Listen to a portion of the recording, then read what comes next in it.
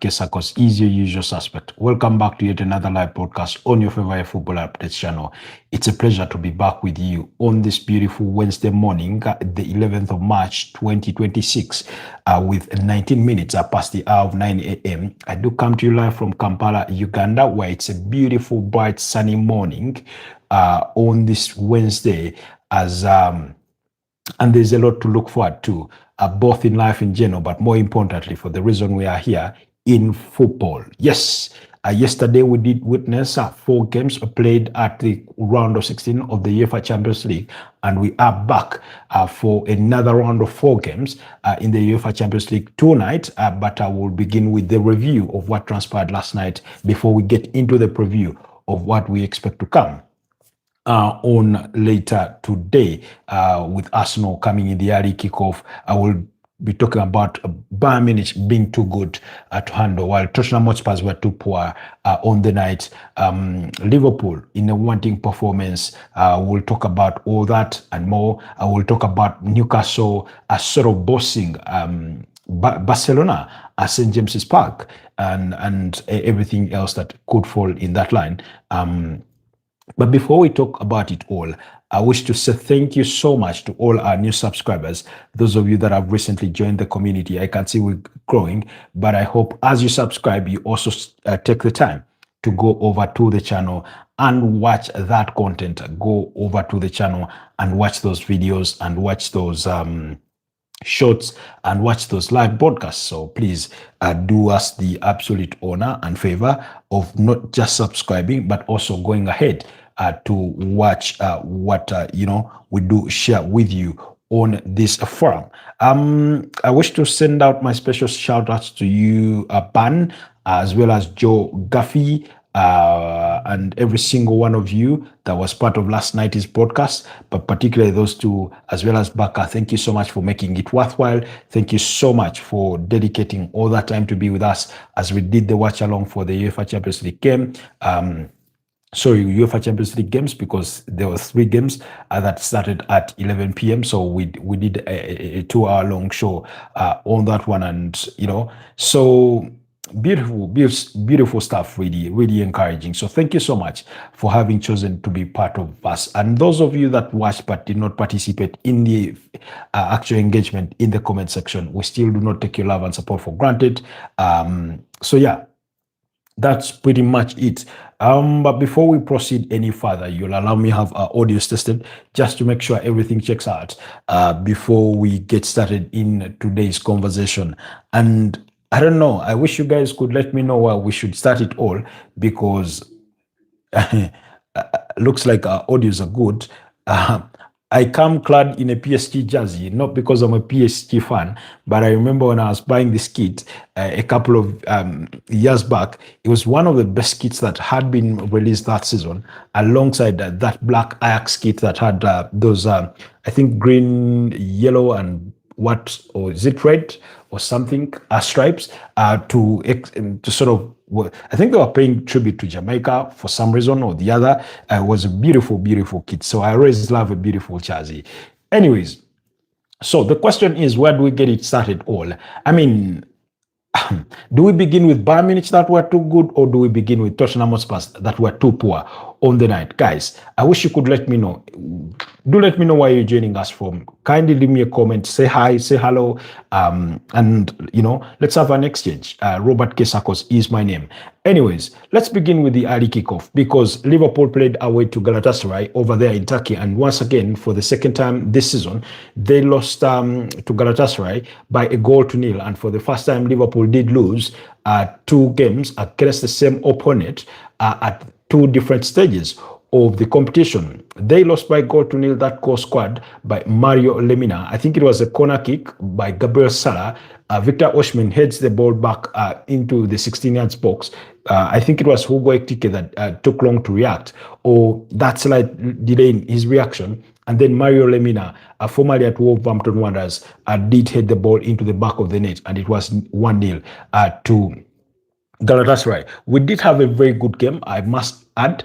It was a very open-ended game. early on in the game, I could watch the game and I was thinking, oh, these two sides are both giving away lots of spaces in between the pockets. And I thought, we were perhaps destined for a game of many goals. But unfortunately, both sides, as much as they gave it the goal, they were equally very ineffective in terms of putting balls in the back of the net, because Liverpool had 6 shots on target, but none of them could cross the line. Of course, they thought they had restored parity at some point around the 64th or 66th minute thereabout through Ibrahim Konate, but that goal was ruled out for a handball in the build-up to it. So, but overall, Galatasaray with only 4 shots on target very early on, before Galatasaray even scored through Mario Lemina, because Mario Lemina's goal came quite early on in the game in the 7th minute. But before they scored, Florian Wirtz had missed an opportunity.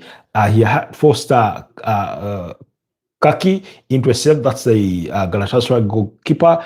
Dominic Szoboszlai had put his effort wide. So it's a game that produced chances for both sides. They were just not clinical. They just sometimes couldn't hit the target, and you could see that Galatasaray had as many as 9 shots off target. Liverpool had 6. That's as many as they had on target.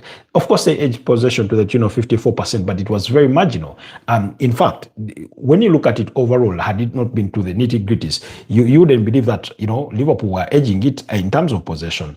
When it came to corner kicks, Galatasaray had 7 compared to Liverpool's 4. So that tells you how Galatasaray had been intent on going forward. Galatasaray themselves had scored the second through Victor Osimhen, but that goal was ruled out for an offside, I think, by Noah Lang in the build-up to that goal. So meanwhile, at that point, Ibrahim Konate had made a mess of himself before Galatasaray had gone on to score to make it 2-0 before that goal was cancelled out for a marginal offside in the build-up to that goal, really. So it was that kind of a beautiful game, one to watch. But if you're a Liverpool fan, I'm not too sure you enjoyed it that much, because really you had some go at the goalkeeper, Kaki.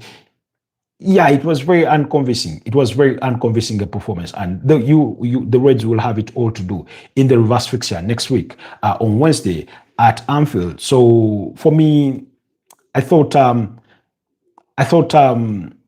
first of all, Milos Kakes struggled a bit in the game. It's no surprise that he was withdrawn and they brought on Andy Robertson. Mo Salah did not have a good game. He was later withdrawn for Jeremy Frimpong.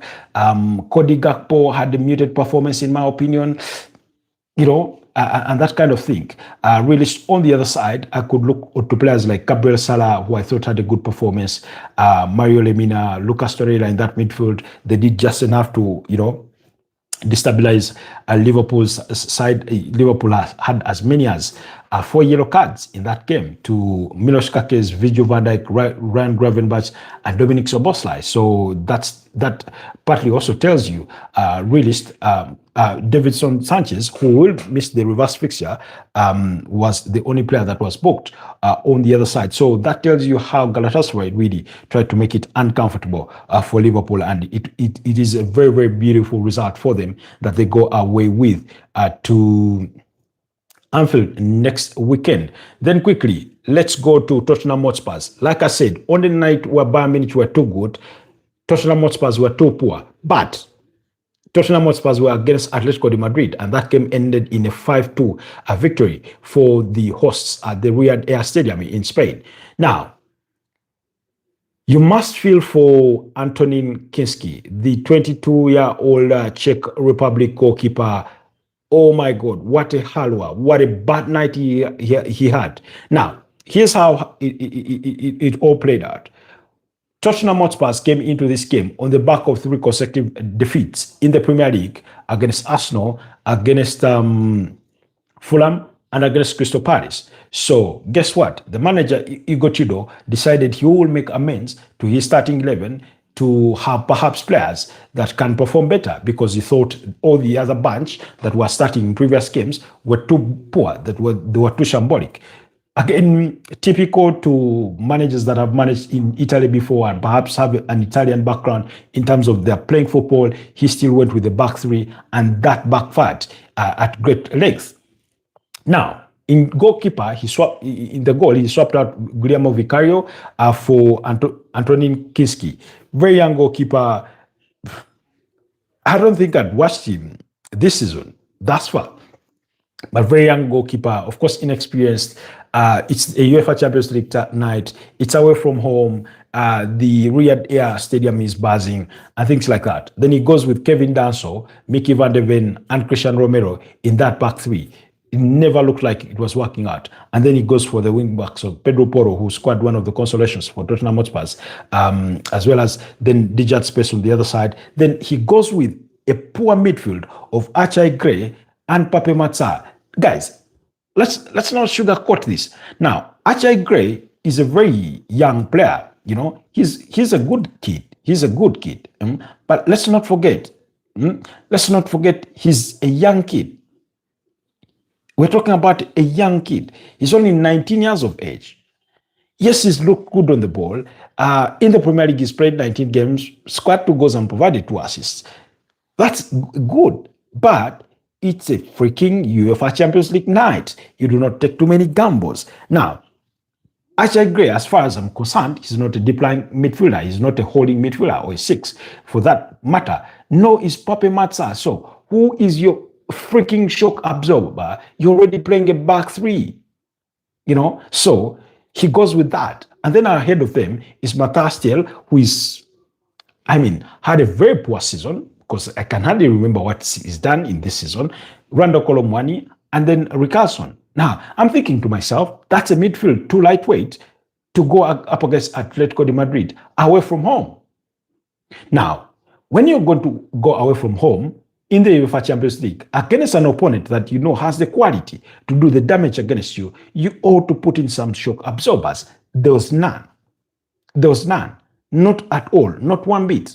That's what it felt to me as soon as I looked at that starting 11. Now, by the 22nd minute, Tottenham Hotspurs had already swallowed 4 goals, but 3 of those goals came as a result of defensive errors. 2 goals, mistakes, blatant mistakes by the goalkeeper, Kinski. That's why I said I must feel for him. And then the other was Mickey van de Ven sleeping when the ball is played to him. They were all over the place. And then after conceding 3 goals, in 15 minutes, he swaps out Antonin Kinski and he brings on Guillermo Vicario, who, unfortunately for him, 7 minutes after coming on, he equally concedes. Now, the first goal, they are playing out of the back, as it is understandable. Ball starts with the center back, passed on to the goalkeeper, who is supposed to pass it in the channel. Bang, blind pass, ball is stolen. Julian Alvarez provides the assist. Marcos Llorente puts the ball in the back of the net. It's 1-0. That's in the 6th minute. In the 14th minute, a back pass is being played to Mickey van de Ven. He slips. Antoine Griezmann is there to pick up the pieces. He scores. Goal number 2. As soon as they restarted the game at the center line, again, ball is passed backwards. The goalkeeper is nervous as hell, is very uncomfortable. I don't know what's happened to him, really, but he miscues his pass because as he plays the ball, I think from his left foot, the ball bounces off the right foot and it goes in no man's land. And Julian Alvarez, who had not put him under any form of pressure whatsoever, is there to pick up the pieces. He scores in an empty net, and bang, it's 3-0. That's in the 15th minute. And that's when Igor Tudor wakes up and he says, okay, let me make a goalkeeping change. I do not think there's anything Igor Tudor has done ever since his arrival to Tottenham Hotspurs. One, to help those players play better, to give them any form of confidence, to motivate them. Because, first of all, he's lashed out at them as being poor. Yes, they are, but as a manager, when you're managing a team that is battling against relegation, I think you're supposed to you're supposed to do less of the criticism of your own players than it is motivating them. At least outwardly, in the eyes of the public. You cannot slander them in the public and then go back to the same players and try to motivate them. It just doesn't work that way. You can scold them behind closed doors when nobody's watching, away from the eyes of the media. That's right. But once you come out in the media and lambash them, you cannot then claim to go back and try to motivate them. It just doesn't work that way. So you fielded a very poor starting 11. Yes, I understand the idea of wanting to make changes because you feel that those that have been playing before have not been doing a good enough job. But what's the occasion? Change is good, but it must be timely. It must be well timed. Sometimes timed to perfection. And yesterday, I did not think that for all the poor performances that you think Conor Gallagher, Joao Paulinho, they may have given you, that you really, really needed to drop them on a game like that you needed to drop Guillermo Vicario for Anthony Kinski. For a goalkeeper that has only played a handful of games across the entire campaign, I do not think he needed that. So he definitely got that one wrong. Really, really wrong. So he makes the goalkeeping change so much. Of course, Kinski is disappointed in his own performances. He knows he's made literally 2 mistakes that have resulted in 2 goals.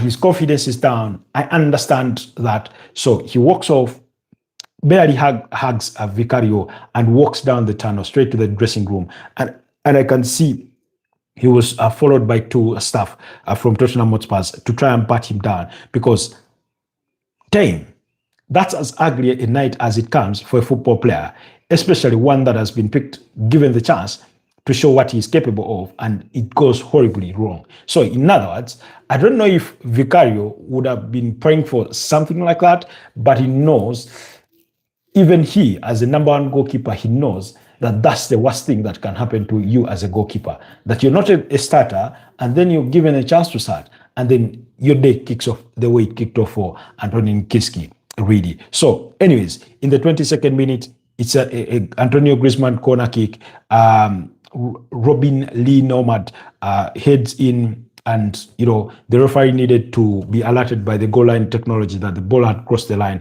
and it was 4-0. And then in the 26th minute, that was 4 minutes after Atletico de Madrid had gone 4 up.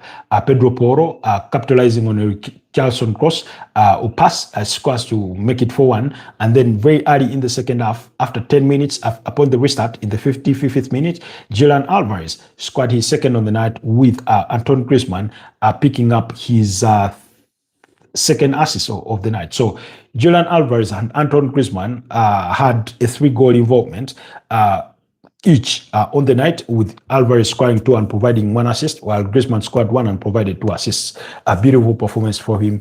And then in the 76 minutes, again, Jan Oblak was also the architect of, Atletico Madrid's slump in concentration. He played a blind pass for which, Pedro Porro intercepts, and they play to Solanke, who puts it into the back of the net, and suddenly it's 5-2. And we're thinking to ourselves, maybe if Tottenham Hotspur get the 3rd in this one, then they can take back something at the Tottenham Hotspur Stadium. But nonetheless, going into the second leg, they will need to win at least by 4-0 for them to have a chance at qualification to the quarterfinals. But that performance does not warranty, does not deserve anything to do with a place in the quarterfinals. Now, in all honesty, in my personal opinion, it's not like Atletico Madrid were too good to handle for Tottenham Hotspur. It was rather the opposite, that Tottenham Hotspur were too poor that they made it easy or look easy for Atletico de Madrid on the on the occasion. Yes, good morning, family. That's from Evans. How are you doing, my brother? I hope you're doing okay. It's a pleasure to have you on the broadcast this beautiful morning. Really hope you're doing all right. So anyways, allow me guys share this one quickly before we move on. But as we move on, we then move on to the other game that was a sharp contrast of what we had watched between Tottenham Hotspurs and Atletico de Madrid, and that was Bayern Munich thrashing Atlanta by 6-1 on the night. What a beautiful performance. What an electric performance from Bayern Munich, from players like Michael Olise, players like Serge Gnabry, Jamal Musiala coming on. They're all good. They were all really, really good. They were all really, really good. You say, but Martin Odegaard will be available for today's game. He is part of the traveling contingent, but he had to train away from the main squad during the open training session, as well as Ben White. So I'm not too enthused that he will start. It's not to say that he won't, but chances are high that you could see Kai Havertz starting perhaps in that attacking midfield role for the Arsenal. So that's my feeling about that. The news regarding the Arsenal captain in Martin Odegaard. But yeah, he's back. So really, then the other thing. So, okay, moving on to Bayern Munich. Like I said, I think right from the onset, as soon as this draw was made, I think the writing was on the wall that Bayern Munich were bound to be too strong for Atlanta, and they did not disappoint it. Even conceding that one goal, Atlanta did not do anything in that game to make you think that they deserved anything out of it. But yeah, with their 3 shots on target compared to Bayern Munich's 13, that's as many as I've seen in a Champions League night. I realized the 13 being on target, while Bayern Munich still had 8 off target. Among those coming from, I think Dayot Upamecano was one of them who had a beautiful attempt from distance. There's another, an attempt from Serge Gnabry that kisses the top of the crossbar and things like that. So it was a very, very brilliant performance from Bayern Munich, who dominated possession to the tune of 69%. Compared to 31% of Atlanta, 7 corner kicks compared to only 2 for Atlanta. It was really, really an overall dominant performance on the night from Bayern Munich. Stanisic scoring in the 12th minute to open the lead. It was an easy tap-in with a cross, a low cross from Serge Gnabry. Then in about 10 minutes later, they got the second through Michael Olise with Dayot Upamecano providing the assist. Michael Olise darting into the box, the 18-yard box, then dribbling out of it, of course, still on his strong left foot, and he pressed that ball in the bottom corner. Last night, somebody was asking me what my favorite goal of the night was, and I said Michael Olise's first goal, because the way he cuts from the inside of the 18-yard box, comes out, close to the D, and then he simply passes that ball into the bottom corner. Really, really beautiful goal. And then only 3 minutes later, Michael Olise, the goal scorer for the second turn provider, Serge Gnabry picked a goal of his own in the 25th minute, and it was 3-0 by halftime. Atlanta were nowhere near good enough. They did not look like they were going to score in the game. Then in the 52nd minute, that's only 7 minutes after the restart, Nicholas Jackson squad, capitalizing on a cheeky pass from Luis Diaz to make it 4-0. And then Michael Olise picked his second of the night with Alphonso Davies providing the assist. Meanwhile, Alphonso Davies, who had come on at the start of the second half, had to be forced off through injury. And I think they brought on Bishop, so he was in tears, really. He was really, really disappointed knowing that he had just returned from injury. Alphonso Davies is one of those players that are really good, but his career has been largely troubled by injuries. Not much different from the likes of David Alaba, for some of those players who just cannot get out of the sick bay, really. Then I was really, really happy for Jamal Musiala, because he also came on in the second half. At the start of the second half, I think he came on in the place of who was he replacing? Serge Gnabry, yes, at the start of the second half. He comes on and he also got himself on the score sheet with Nicholas Jackson, who had scored earlier on in the second half, providing the assist for that one. A very, very beautiful performance from Bayern Munich. They could have, like I said, they could have easily scored 10 in that game. I can't say that they were not clinical because they scored 6, but when you look at some of the other chances that they could have, gone away with, really, it makes you think. And yet they did not have Harry Kane, on the pitch, who is their most lethal goal scorer in that Bayern Munich team. And then Pasalic scored in the 93rd minute of the game for what turned out to be a mere consolation for Atlanta, and that was that in that game. So allow us move on quickly to the Newcastle-Barcelona game. Now, if there's any game whose result does not paint the right picture of what actually transpired in the game, it is this Barcelona game, because Javi Barnes scored in the 86th minute to give Newcastle the deserved lead, but Malik Thiaw fouled, who was it? Was it Dani Olmo in the area for Barcelona to get a penalty with literally the last kick of the game, and Lamine Yamal stepped up and converted that, and it ended 1-1. Now, for those of you that were part of the discussion yesterday in the preview show, we talked about how Newcastle needed to behave, that they needed to capitalize on their physicality in creeping, intercepting play, and Joelinton really did that well. We talked about counter-attacking football. I think Anthony Elanga epitomized that alongside William Osula. We talked about them sort of leaning into the set pieces. They tried to do that very early on in the game, at least in the first half, but Joan Garcia did enough to, keep them out. So they did all the things we have talked about right, and they looked sharp. They denied Barcelona ample time on the ball. They pressed them really well. They forced them into errors and sort of frustrations. You could see Barcelona were lucky that only Joao Cancelo got booked in that game, but I thought at least two other Barcelona players should have gotten themselves booked, particularly for fouls on Lewis Hall. He was oftentimes fouled. One of that card should have gone to Lamine Yamal. He had a blatant attempt to play the man as opposed to playing the ball against Lewis Hall, but the referee let that slide. And I thought, wow, you're being too lenient here. I'm not one always to ask for cards and the game to be overly officiated because usually when the stakes are high, it's bound to get a bit feisty in one or the other. But that looked blatant, but he did not issue it. So you could see that Newcastle, for me, were the better side by a mile. And according to the statistics, you could see that they had 4 shots on target compared to Barcelona's 2. The other attempt on target from Barcelona came in the first half, I think from Fermin Lopez from close range, but Aaron Ramsdale was there to collect. 4 attempts on target from Newcastle. Javi Barnes, I think William Osula had 1. Anthony Elanga, for all he did rightly with the counter-attack, with taking on players, his finishing touch was still lacking on the night. It's something that we had talked about in the preview, that it does look like a Noni Madueke for me. And when you look at, for example, blocked shots, Newcastle had 6 blocked shots compared to Barcelona's 2. They had 6 shots off target compared to Barcelona's 5. They were edged out on possession slimly to the tune,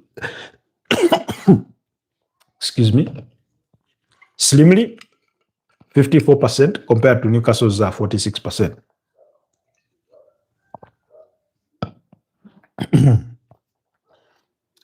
Excuse me. Sorry about that. Newcastle had as many as 9 corner kicks compared to Barcelona, so you could see they were intentional. They were good going forward, but also, in a way, you could say they really looked forward to some of those corner kicks because they knew it gave them an opportunity. And you could see Barcelona really struggled to defend them. But Joan Garcia had really been coached well on how to deal with these set pieces. So for me, overall, it was a very impressive performance. I can't say the same for Barcelona. They didn't look anywhere near good enough on the night. For me, it was Newcastle all the way. I thought they deserved to win. But in football, it's a game of fine margins. One moment, that foul from Malik Thiaw decided that Barcelona walked away with the goal, and the game was 1-1. And if Barcelona do dare come into the second leg with that kind of performance, then trust me, Newcastle, even though they will be away to enemy territory, if they can replicate that kind of performance, then surely they'll have a chance to knock out Barcelona. So you'll allow us leave the games from yesterday at that. I think we've been well timed to use the opening 30 minutes to go through the first phase of the show in reviewing those performances from yesterday. Now, allow us move on to the games that will be played today, because Arsenal are playing away in Germany against Bayer Leverkusen. That game kicking off, or set to kick off at 8:45 p.m. East African time. Dear Arsenal fans, yes, you're not playing at 11 p.m. East African time. Your game is at 8:45 p.m. East African time. So be keen about that, or be sure to catch that game on time. Then later on at 11, Bordeaux Glimot will be at home in Norway against Sporting Lisbon, while Paris Saint-Germain will be at home against Chelsea. There, PSG hoping to plot their revenge against the FIFA Club World Cup champions in Chelsea. Real Madrid will be at home against Manchester City. So, like the case was with the review of the yesterday's games, allow us begin with the preview of the early kickoff between Arsenal and Bayer Leverkusen. Arsenal have welcomed back some players, those that were either on injuries or on the rest bed, in terms of being given a couple of days off to try and relax. Players like Martin Zubimendi, players like Declan Rice, William Saliba had been out through injury. He has an ankle issue that saw him miss the last two games for the Arsenal against Mansfield and away to Brighton. Both games which they managed to win. Ben White is returned to training, as well as Martin Odegaard. But like I said, during the open training session, the one that was open to the media, they did not partake in that. They were doing their individual dues, I think, away from the rest of the squad.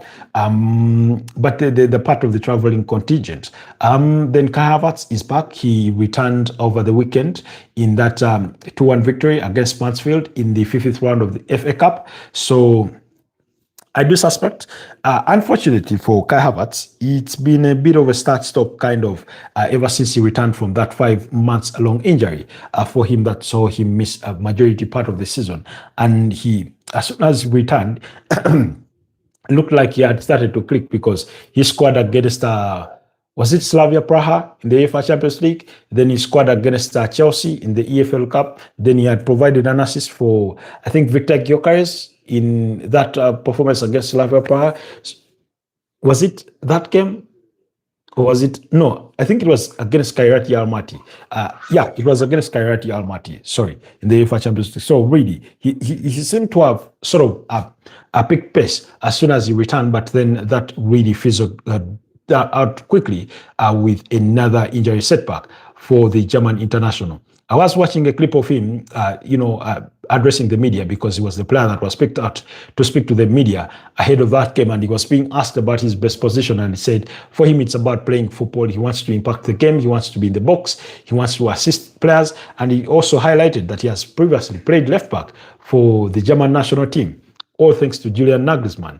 I remember seeing that, and it's one of the most odd things that you'd find, because if Kai Havertz had been a winger, I would understand, because we've seen the likes of Bukayo Saka being played at left back before. But for a player who predominantly operates centrally in the attacking midfield and at the tip of the attack, that was a bit odd. I must acknowledge. So, nonetheless, Arsenal have some injury worries to concern themselves with, or they have some absentees going into this particular fixture with players like Mikel Merino out, with players like Ricardo Carafiori returned to training. Yes, he was part of training, as well as Leandro Trossard, despite having fears or having been withdrawn for injury concerns in that game against Mansfield. Then, so it's Mikel Merino really that is the guaranteed or the foregone conclusion that is an absentee for this one. On the side of Bayer Leverkusen, Arthur Loic Bade Nathan Tales, Mark Flecken, the goalkeeper, has a knee issue. This one they signed in the summer from Brentford. Lucas Vasquez, he has had a calf issue. Remember him at Real Madrid. Patrick Schick, who had a muscular injury, one of the standout attackers for this Bayer Leverkusen side, as well as Elias Ben Saj. There are some of the players that are really, really injured for Bayer Leverkusen. In terms of unexpected starting 11 for the Arsenal, I think if it were up to me, I think David Raya is in goal, Gabriel Magalhaes, William Saliba comes straight back in because Christian Mosquera had a very unconvincing performance against Mansfield Town, really. So I wouldn't fancy him to start this kind of game, really. No offense to his performance across the entire season. Then Jurriën Timber at right back, and then Piero Hincap. Now, Jurriën Timber is one of those players that has played the most number of minutes in Arsenal colours this season, and every time I would have hoped for him to be rested. Unfortunately, Ben White has been absent, or had just been returning from injury, and risking starting him has not felt like it's the right decision for Mikel Arteta to do, and that's why he's largely avoided it. So, or he's avoided doing it. Then in midfield, Declan Rice and Martin Zubimendi, I believe, ever since that scrappy 1-0 victory against Brighton, they have been well rested enough, at least for them to try and recuperate, because both those players had fallen off, and their fall off is largely to do with fatigue. They have played the most number of minutes in Arsenal colours. In fact, it's Martin Zubimendi, Jurriën Timber, and Declan Rice that have played more than 3,000 minutes for the Arsenal this season. All the others are anywhere in 2,000 minutes: William Saliba, Gabriel Magalhaes, and a couple of others. But those three have played the most number of minutes in Arsenal colours. So I would want to believe that that bit of rest for Declan Rice and Martin Zubimendi will have them much fresher for this game before they go into the weekend, where I think they're supposed to play Everton. Very, very difficult game at the Emirates Stadium, nonetheless. So then ahead of them, I'd go with Kai Havertz. I'll play Ebelechi Eze to the left. I'll play with Victor Gyökeres and Bukayo Saka. Yes. As much as I love Leandro Trossard, I think we can all agree that his form has fallen off. Gabriel Martinelli has been tremendous in cup competitions. He's scored only one Premier League goal, and all his other goals in Arsenal colours this season have come in cup competitions, particularly in the Premier League, in the Champions League, where I think he has as many as 6 goals, then in the FA Cup and the EFL Cup. So, but for me, that's how I would choose my starting 11. So I'd think Madueke, Martinelli, Leandro Trossard come off the bench. Ebelechi Eze starts as my left winger, and then I play Kai Havertz as the number 10 behind Victor Gyökeres, and we see if they can replicate that sort of attacking threat that they had against Kairat Almaty. Then on the other side of Bayer Leverkusen, expect to see Janish Blaswich. Expect to see players like Joel Quaisha. This one was signed in the summer for £35 million from Liverpool. I've had reports that Liverpool would want to resign him in the summer. Robert Andrici, Edmond Tapsoba, Edmond Tapsoba, there in the back three. Then Ben Hawigost, Ezequiel Palacios, Alex Garcia, then Alex Grimaldo, one of the standout players in this Bayer Leverkusen side. Ibrahim Maza, one of those. Martin Teria, as well as Christian Mikel Kofane, starting ahead of Patrick Schick, who I've told you is out through injury. So really, the two sides have met before in the UEFA Champions League, and this was in 2001-2002 season. They did meet in the group stages. Arsenal beat Bayer Leverkusen by 4-1 at home. Robert Pires, Thierry Henry, Dennis Bergkamp, and who else were among the goal scorers in that game? At Highbury back in 2002, they were among the goal scorers in that fixture that Bayer Leverkusen in which Bayer Leverkusen got beat by 4-1. I'm trying to recall who the other goal scorer was for that Arsenal side. Yes, it was Patrick Vieira who scored the other goal, while Zohan Sebisen scored the only consolation, I think, for Bayer Leverkusen at the time. Then the reverse fixture in Germany had ended in a 1-1 draw in a game in which I think Arsenal had finished with the madness. They had a player sent off in Munich.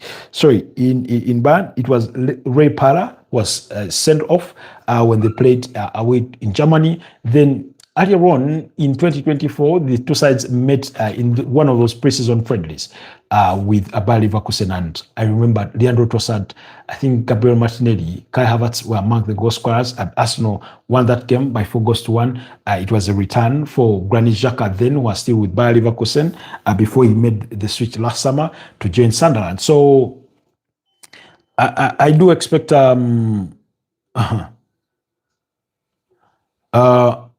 I do expect a very, very strong team from a very strong performance from this Arsenal side. The expectations are really, really high on them because they've the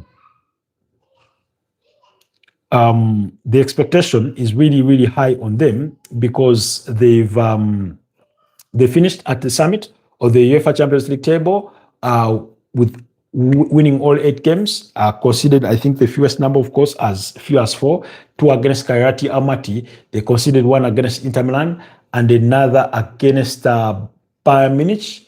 Was there another goal that they conceded? I don't remember correctly, but yeah, those were some of the goals that they did concede in as far as the UEFA Champions League was concerned. So going into that game, I do think Arsenal are slightly stronger, and I would expect Arsenal to win that game by 3-0 or by 3-1 over there in Germany. Moving on, let's move on to Chelsea away to PSG. Unfortunately, guys, I'm one of those that has had a lot of hope in this PSG side. No wonder I come in a PSG jersey.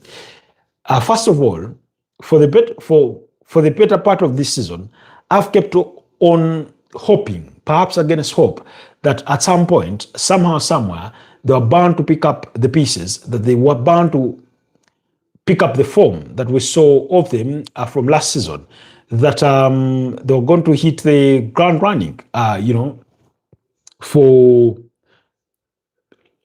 try and see that sort of second half season performances that we saw from them. They were really, really excellent. Most teams could not touch them. They obliterated Europe's biggest, teams. But it's not come. It's not come around. It's not happened for them or just yet. Oftentimes you do wonder what could be the issue and things like that. So, but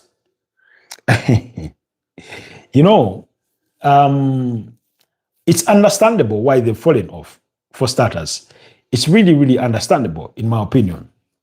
First of all, fatigue is one of those issues that PSG have suffered with throughout this season. Now, last season, they played so many games and they had that core starting team that was playing majority of their games. You could almost be woken up from your sleep and could predict the starting 11 for PSG. If there was any question whatsoever on who started, it was always between whether it was going to be a Bradley Bakola or a Desli Doué, but oftentimes it would be a Desli Doué. And then you had Kivisa Kvaratskhelia and Ousmane Dembele, midfield of Vitinha, Fabian Ruiz and Joao Neves, backline of Hakimi, Marquinhos, Willian Pacho, and Nuno Mendes and Donnarumma in goal. So you had that sort of core 11 with the likes of Warren Zaire-Emery, Goncalo Ramos, Seny Mayuru, Lee Kang-in coming off the bench to sort of supplement whatever else these guys did. And they played so many games, some scrapped away from them, but, they were all really, really good. We're talking about Achraf Hakimi being talked about as the best right back there was in the world at the time last season. Nuno Mendes being the best left back for me. No wonder he went on to win the UEFA Nations League with Portugal when they beat Spain in the final. You talk about players like Vitinha, tremendous. Joao Neves, tremendous. Yes, he got a red card in that FIFA Club World Cup final against Chelsea, which they lost by 3-0. But they were really, really excellent. Now, a very long season, no break, and then they went to the FIFA Club World Cup and they played until the final. Yes, they lost the final, but they played until the final. After the FIFA Club World Cup, over there in the USA, excuse me, they returned, had just a couple of weeks off. I don't think it was even more than 2. And then the new season started, really. So they had to be back in preparation for the new season. So it's been almost non-rest football. And then injuries has come in. Akraf Hakimi, you remember he suffered that injury as they lost to Bayern Munich by 2-1 at the league phase for that dangerous foul from Luis Diaz. So he goes out injured.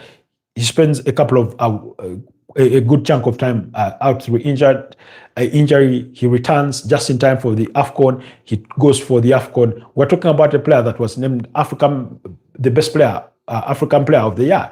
That was for 2025 and deservedly so. So he's not been the same player from he was last season. Nuno Mendes has had a dip in form or a fall-off.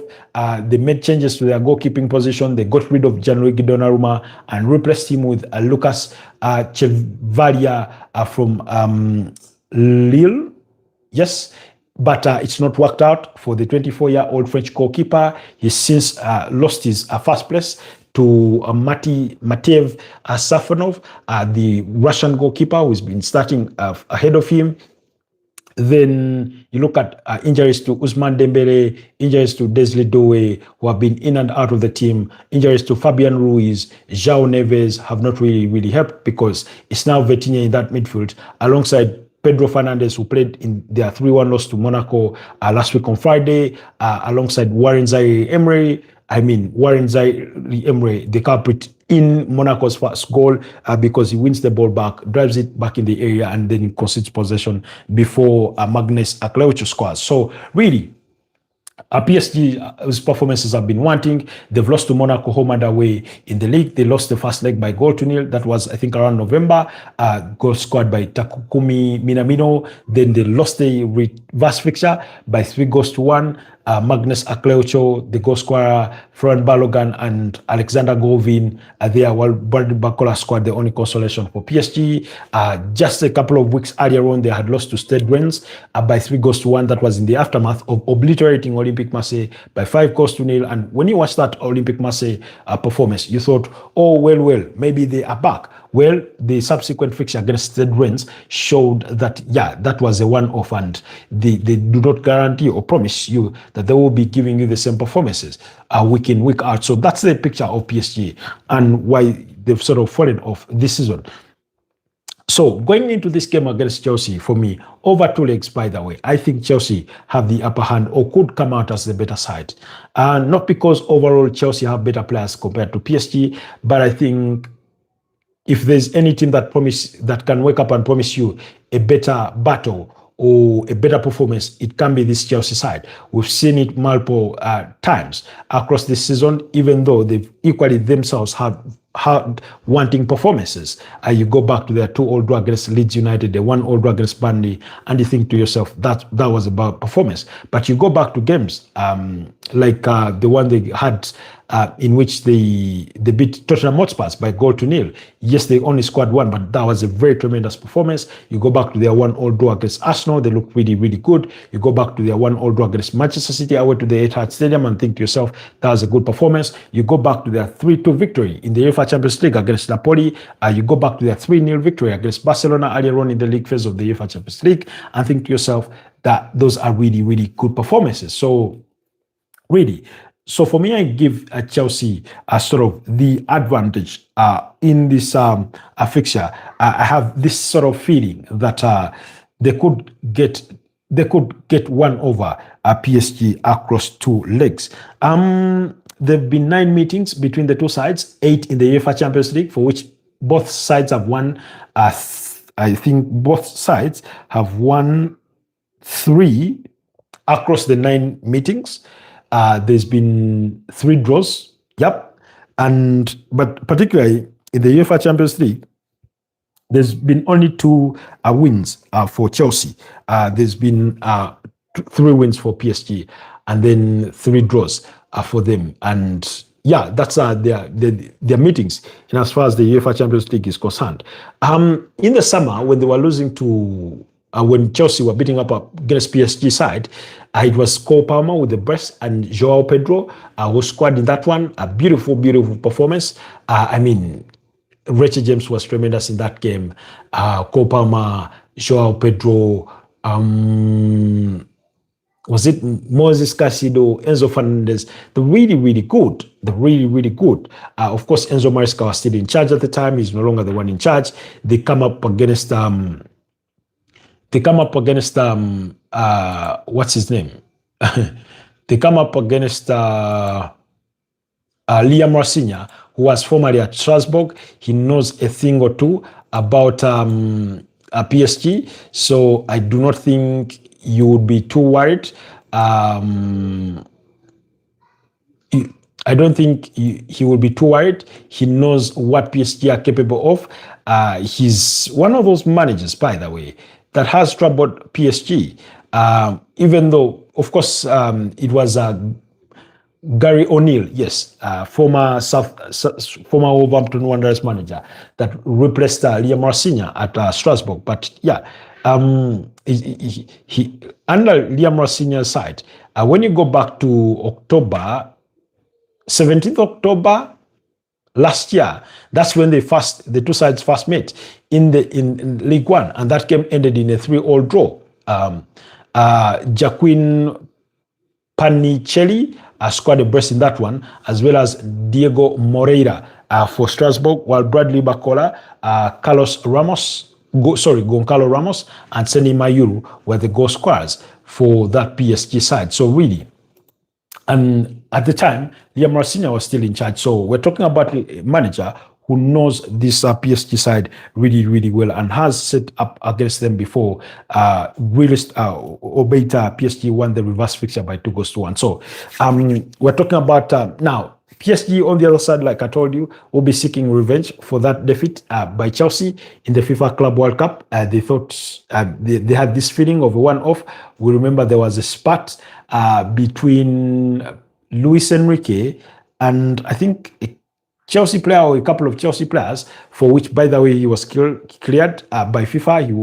He won't be sanctioned for those incidents, but he appeared to slap somebody in that final chaos. So, yeah, if PSG need to be hype facing any team, Chelsea's got to be that team. It's got to be Chelsea. You ought to be plotting your revenge. You ought to be seeking to do a number over them, really.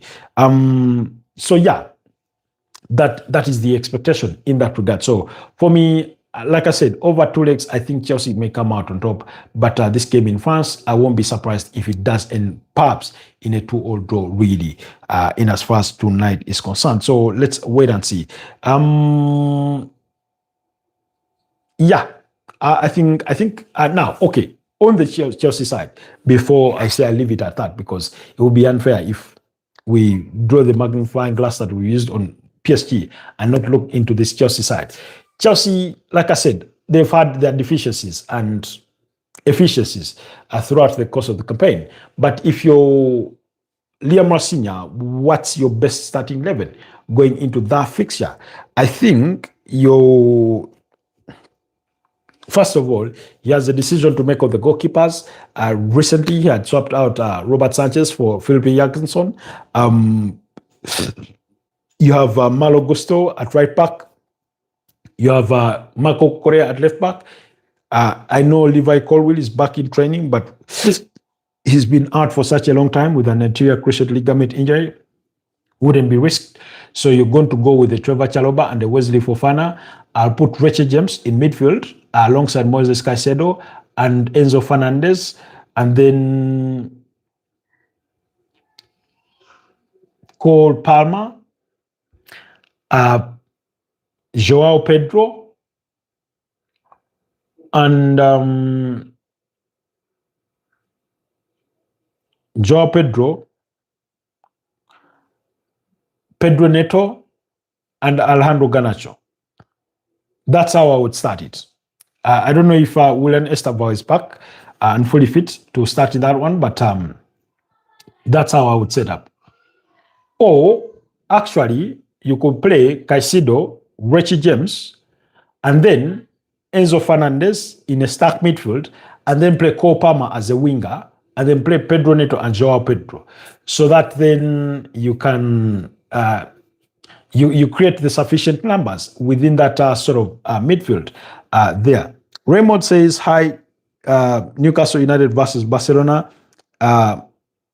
Win it for VAR referee tactical foul on Anthony Elanga, an open and pen for Newcastle. Yes, it's a pen for me. For Newcastle, I'm happy. Newcastle United from Ray. Okay, yeah. Like we said, Newcastle had a good performance, but unfortunately, the result does not reflect all their good performances.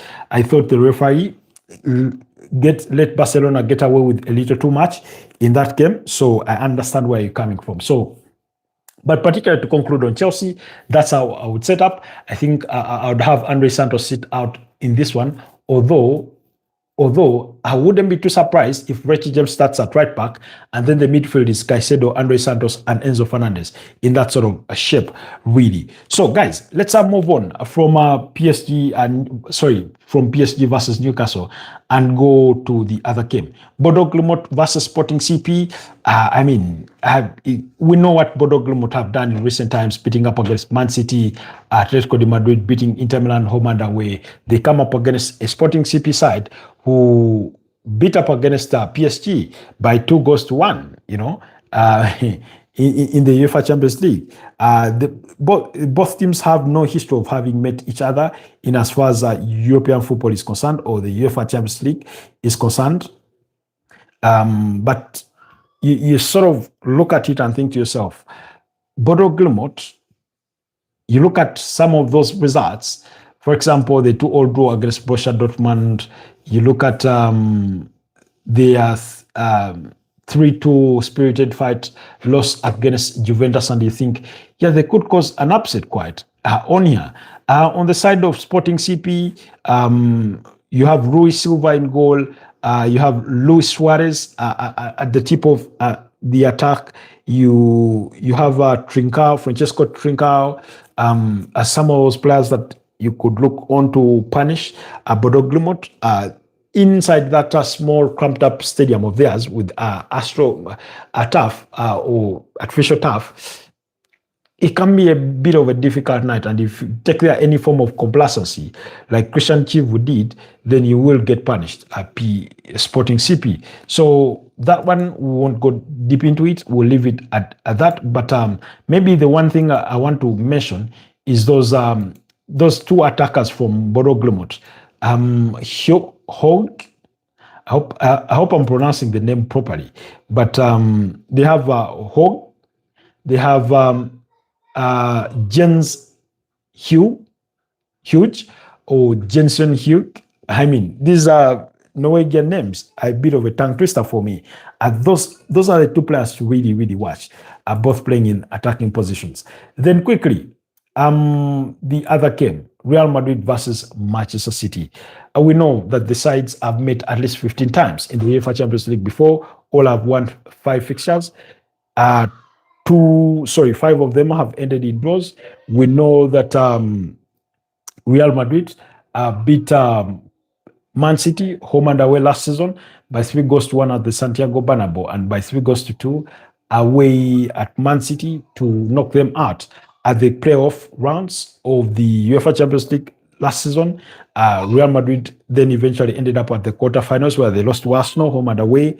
We know that in the 2023-2024 season, the two sides met at the quarterfinals before Real Madrid knocked out Manchester City 4-3 on post-match penalties that proceeded.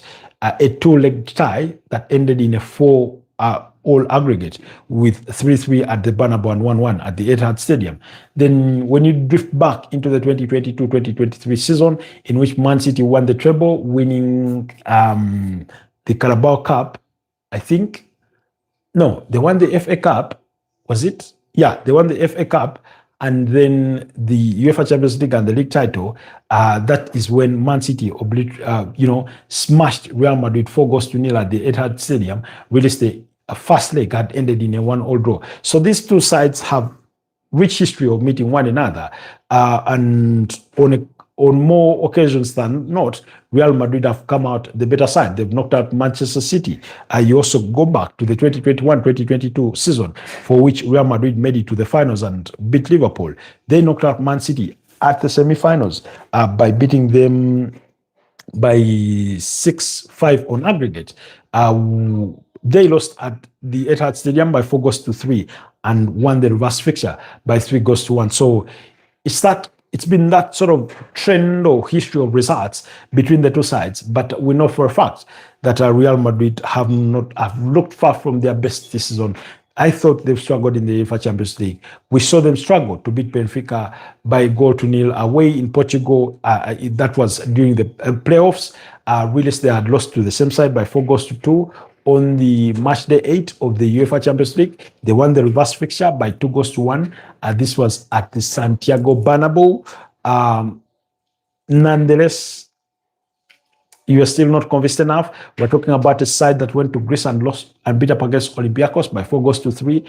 That means they do concede the goals. So you ought to feel a bit worried for Real Madrid. We know that Man City met them this season and beat them by 2-1. Goals from Brad Erling Haaland and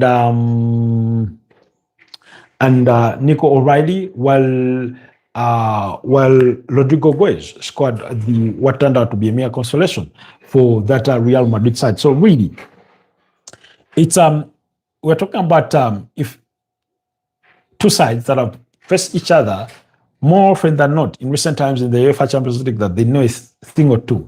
I was seeing images of Kylian Mbappe return to training from that knee injury, but I think to myself, Real Madrid, do not rush him. Do not rush him.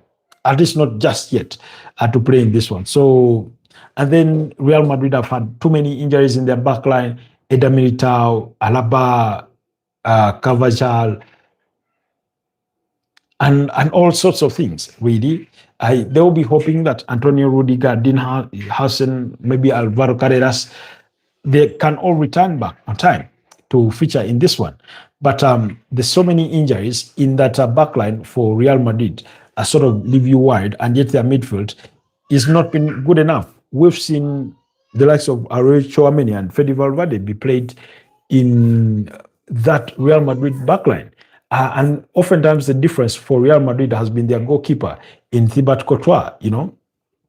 So Thibaut Courtois, Trent Alexander-Arnold, Raul Asensio, Antonio Rudiger, Ferland Mendy, who following the injury to Alvaro Carreras has returned to the fold.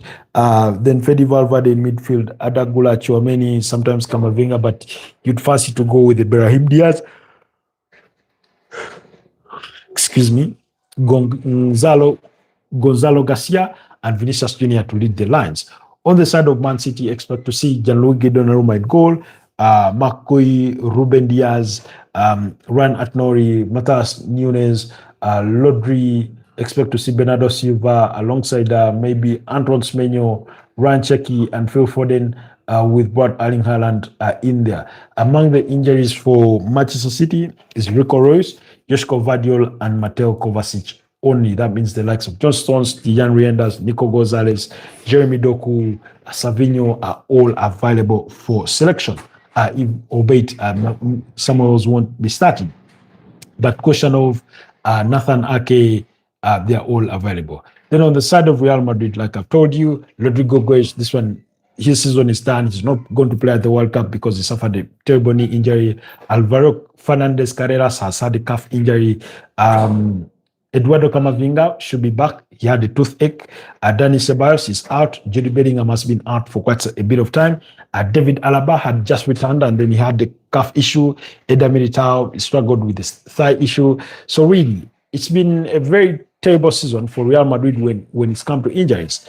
And But even with that said, given their pedigree in the competition, how they can or capable of just switching, having their mind switched on, and they'll give you all sorts of trouble in the competition. I do not rule them out entirely, but I think Manchester City over 2 legs will have the advantage on this one. And even going into today's particular fixture, I do support Real Madrid, but I do feel for us facing Manchester City.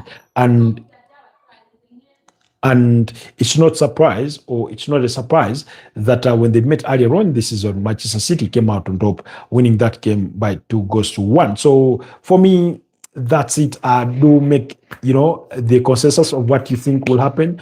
I think Man City could win this one maybe by 3-2 or 3-1. Really, yeah, that's my expectation for that game.